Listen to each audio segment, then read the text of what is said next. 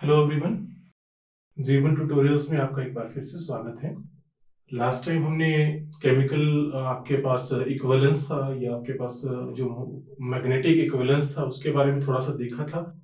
अब जो next topic हम डिस्कस करने वाले हैं वो हमारे पास है इंटीग्रल या इंटीग्रेशन। ठीक है, तो इंटीग्रल या इंटीग्रेशन का अगर हमने थोड़ा सा देखना है या आपके पास करते क्या है हम, मतलब आपके पास अगर कोई एनएमआर की कोई आपको प्रॉब्लम दी जाती है उसको कैसे सॉल्व करना है, तो ये बहुत इंपॉर्टेंट हो जाता है कि हमें थोड़ा आइडिया हो कि क्या इंटीग्रल क्या होता है या इंटीग्रेशन कैसे करते हैं आप। देखिए, आपके पास आपकी स्क्रीन में आपके पास एक एनएमआर का स्पेक्ट्रम दिया गया है। इस स्पेक्ट्रम में अगर आप देखेंगे there are total 3 peaks. Means two से अगर 3 पीक्स हैं तो आप इतना क्लियर हो गया होगा कि देयर आर टोटल 3 आपके पास यहाँ पे क्या है, 3 डिफरेंट टाइप ऑफ प्रोटॉन्स वहां पे उस कंपाउंड में हैं।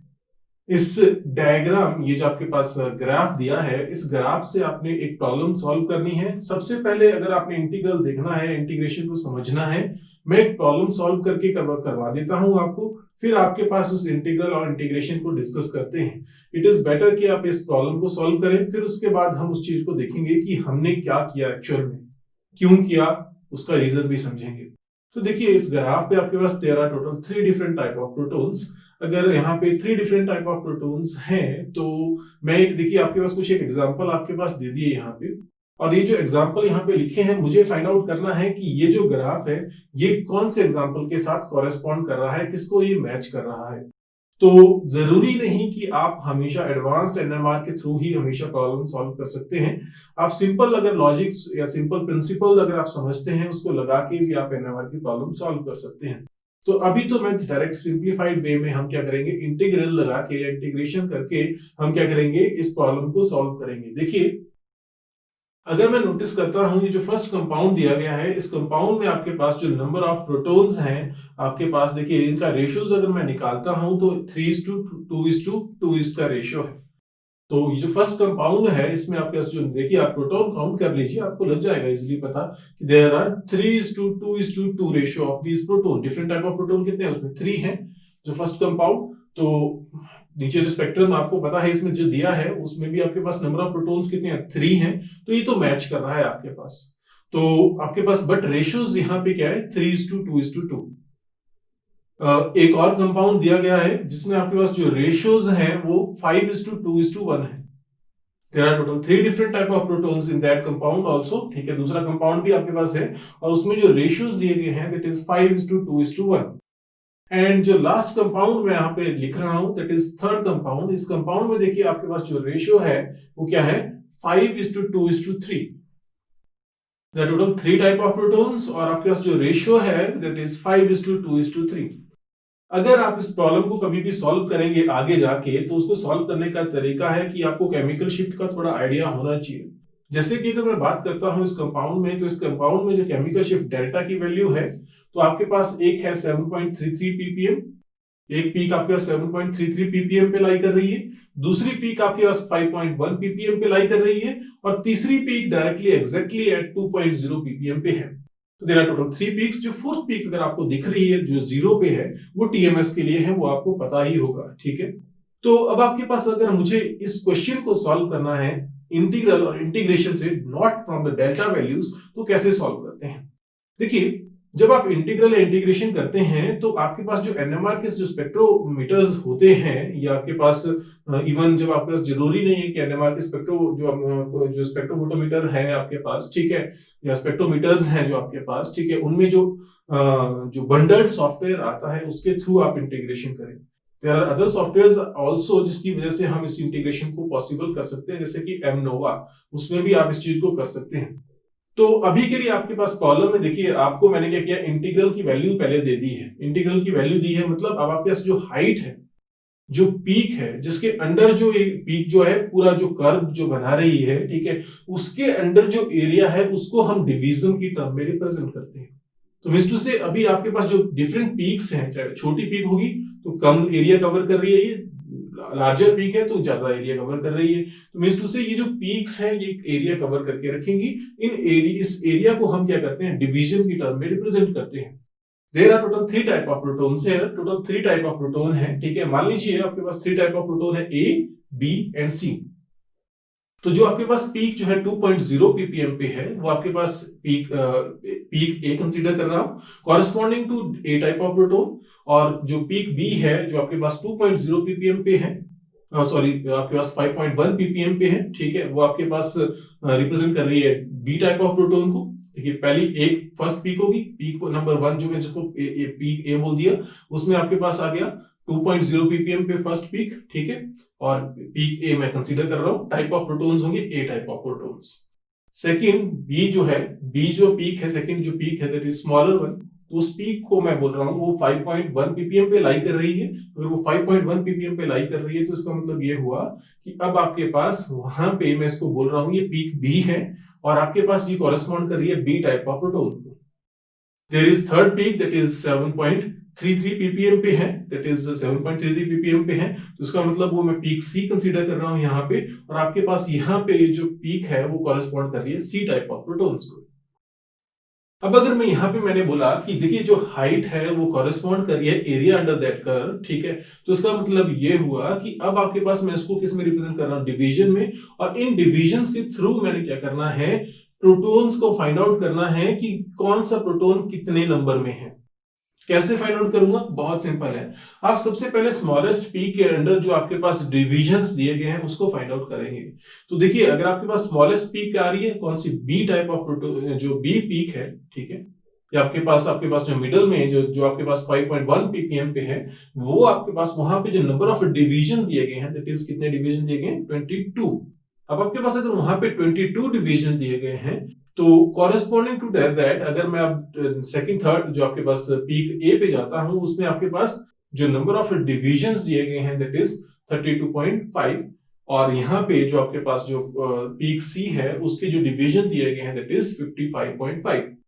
ये आपके पास डिवीजन्स दिए हैं, जैसे कि आप इंपीरियल फॉर्मूलाज में करते हैं वैसे ही यहाँ पे भी करेंगे। अब आप क्या, जो आपके पास टोटल पीक्स आई हैं जिसमें डिविजन्स आपको दिए गए हैं, इन डिविजन्स को आप कहां से डिवाइड कर लेंगे, इनको डिवाइड करेंगे फ्रॉम द मिनिमम वैल्यूज। तो मैं क्या करता हूं, 55.5 को डिवाइड कर लेता हूं बाय 22.0 से। सेकंड जो आपके पास पीक है दैट इज आपके पास जो सेकंड है वैल्यू दैट इज 22.0, उसको भी किससे डिवाइड कर लेता है, 22.0 से डिवाइड कर लेता हूं। और जो थर्ड पीक है आपके पास जो कि 32.5 है, उसको भी किससे डिवाइड कर लेता हूं, 22.0 से डिवाइड कर लेता हूं। जब मैं तीनों को डिवाइड करता हूं तो मेरे पास एक डेसिमल में वैल्यूज आ रही है, जैसे कि अगर आपके पास मैं 55.5 को डिवाइड किया 22 से, तो आपके पास जो रिजल्ट आया दैट इज क्या, दैट इज 2.52। दूसरा आपके पास रिजल्ट आ गया 1, और जो तीसरा आपके पास है उसमें आपके पास जो वैल्यू आई दैट इज 1.48। देखिए अब अगर मैं नोटिस करूंगा यहाँ पे, तो ये जो आपके पास वैल्यू है अभी भी डेसिमल्स में है। मुझे अगर मैं इसको 2 से मल्टीप्लाई कर दूं तीनों वैल्यूज को और उसको राउंड ऑफ कर दूं, तो आपके पास जो वैल्यूज आती हैं वो आपके पास डायरेक्टली, देखिए 2 से मल्टीप्लाई कर दिया तो क्या आ गया, 5 आ गई। जो आपके पास जिसका जो रेशियो था 2.52 था, तो उसको अगर 2 से मल्टीप्लाई करें दैट इज 5, तो 5.1 अप्रोक्सीमेटली क्लोजर टू। अब दूसरा अगर आपके पास होगा तो दूसरे को मल्टीप्लाई करके 2 आ गया, और जो थर्ड है उसको मल्टीप्लाई करके 3। अब आपके पास राउंड ऑफ करके बोल रहा हूं, अगर हम नोटिस करेंगे यहाँ पे जो रेशियोज आ रहे हैं यहाँ पे वो क्या आ रहे हैं, दैट इज 5:2:3। जो रेशियोज आ रहे हैं यहाँ पे प्रोटॉन्स के दैट इज 5:2:3। अब देखिए मैंने आपके ऊपर कंपाउंड वहां पे मेंशंस किए हैं। इन तीनों कंपाउंड में अगर आप देखेंगे तो जो प्रोटॉन्स का रेशियो है वो कौन सा मैच कर रहा है, जो लास्ट कंपाउंड है, जो लास्ट आपके पास कंपाउंड दिया गया है उसका रेशियो जो है वो एग्जैक्टली मैच कर रहा है किससे, जो रेशियो हमने निकाला किसको, डिविजन्स को डिवाइड करके। तो मींस टू से अब आपने एक क्या किया, एक्चुअल में आपके पास इंटीग्रेशन की। इंटीग्रेशन में करते क्या है, आप वही करेंगे क्या कि आप काउंट करेंगे एरिया अंडर दैट कर्व, और area under that curve in terms of division जब हम काउंट करते हैं और उनको मिनिमम वैल्यू से डिवाइड करते हैं, तो आप क्या कर सकते हैं, आप एक रेशियोज निकाल सकते हैं जो आपके पास डिफरेंट टाइप ऑफ प्रोटॉन्स उस कंपाउंड में है, जिसकी वजह से आप कंपाउंड का पता लगा सकते हैं। क्योंकि हमेशा आपके पास ऐसा नहीं होगा कि एक कंपाउंड में आपके पास जो प्रोटॉन्स हैं, जैसे मान लीजिए A B C type of proton है, तो हो सकता है दूसरे में आपके पास भी A B C type of protons हो। तो दोनों में अगर मैच करे तो देयर विल बी समथिंग जो कि उसको क्या करते हैं, सेपरेट करते हैं, ठीक है।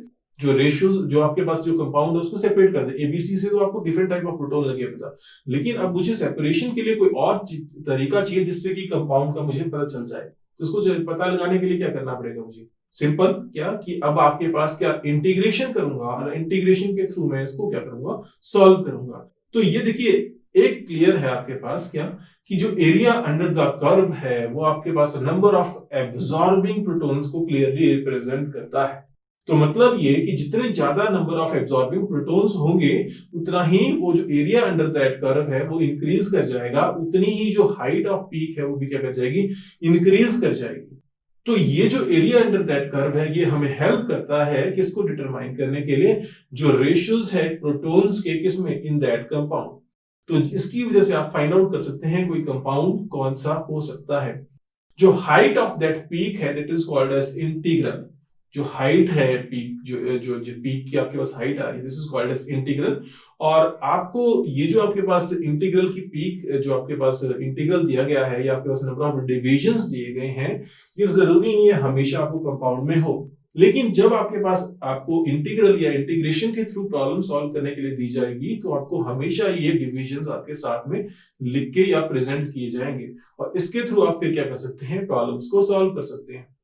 अगर आप रिसर्च में हैं तो आपके पास हो सकता है कि कोई ऐसा स्पेक्ट्रम हो कि जिसमें आपके पास क्या हो कि आपको इंटीग्रल वैल्यूज ना हो।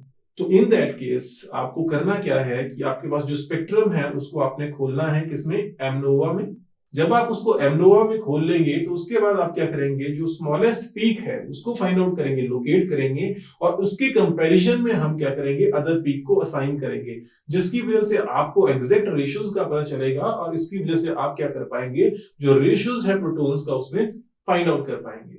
अगर मुझे कभी टाइम लगा तो मैं कोशिश करूंगा एमनोवा पे एक दो आपके पास प्रॉब्लम सॉल्व करने की, लेकिन अभी के लिए आपको मैंने थोड़ा सा बता दिया कि इंटीग्रल कैसे करना है, इंटीग्रेशन कैसे करनी है, आपने कैसे फाइंड आउट करना है कि कौन सा कंपाउंड है, उसमें कितने टाइप ऑफ प्रोटॉन्स वहां पे हैं। तो होप्सो आपको थोड़ा सा आइडिया लग गया होगा कि कैसे मुझे फाइंड आउट करना है। तो मिस्टू से अभी जो मैंने प्रॉब्लम सॉल्व करी उसमें आपके पास जो कंपाउंड आया दैट इज बेंजाइल एसीटेट, जिसमें आपके पास प्रोटॉन्स हैं कौन से, दैट इज आपके पास सी टाइप ऑफ प्रोटॉन जो है उसका जो डेल्टा वैल्यूज आ रही है दैट इज 7.33 ppm पे। उसके बाद आपके पास जो CH2 है जिसमें आपके पास कार्बन के पास दो प्रोटॉन है, उसकी जो वैल्यू लाई कर रही है दैट इज 5.1 ppm पे डेल्टा। एंड जो आपके पास जो लास्ट है दैट इज CH3, कार्बोनाइल के साथ में जो CH3 है उसकी जो वैल्यू लाई कर रही है that is lying at 2.0 ppm। देखिए आगे जब हम जाएंगे तो इन ppm वैल्यूज से हम फाइंड आउट करेंगे कंपाउंड को। तो ppm और आगे आपके पास एक कपलिंग कांस्टेंट आएगा, उसके थ्रू हम क्वेश्चन सॉल्व करेंगे। तो अभी के लिए इतना काफी है। तो नेक्स्ट टाइम हम प्रॉपर्ली देखने वाले हैं क्या, केमिकल शिफ्ट, और वो भी क्या एक टेबल में आपके साथ डिस्कस करूंगा, और उसमें मैं थोड़ा थोड़ा आपको आइडिया दूंगा। अगर आपको कभी एनएमआर सॉल्व करनी है तो आपको एक फील होना जरूरी है। अगर आप किसी मतलब एनएमआर को क्वेश्चन को सॉल्व करना चाहते हैं तो मैं एक टेबल आपको रिप्रेजेंट करूंगा, प्लीज डू रिमेंबर दैट, ठीक है। आप उसको रिमेंबर कर लिए, ठीक है, और उसके बाद हम करेंगे कोशिश की वहां से आप क्या कर सके, प्रॉब्लम को सॉल्व कर सके। जैसे भी हो, मुश्किल है तब भी आपको लर्न करना है, नहीं है तब भी वो लर्न करना है। तो अगर आप उसको लर्न कर लेंगे तो आपके लिए इजी हो जाएगा। तो next time chemical shift in detail. Thank you for watching, see you next time. Hope so आपको ये टॉपिक थोड़ा क्लियर हो गया होगा, नहीं हुआ हो तो प्लीज डू कमेंट, हम कोशिश करेंगे इसको सॉल्व करने की।